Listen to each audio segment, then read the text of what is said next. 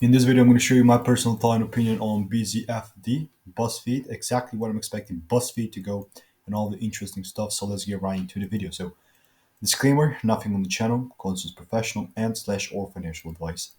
Everything is my perspective. Having that said, looking at the bottom right corner, we can see that this is a pretty interesting performance from Buzzfeed. 328%, actually 317, 370% up in the past month is mental. This is absolutely parabolic. Okay, so my previous thoughts was as follows. Today we're unfortunately 16% down.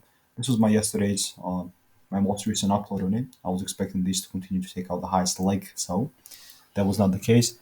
I'm definitely still pretty bullish either like this or to take out the highs from here on, take on them like that. Now let me know your thoughts on it. These are my most recent scenarios. Pretty big thing that you should keep in mind is that this is all perspective, right? You should not count this as a financial advice because it absolutely is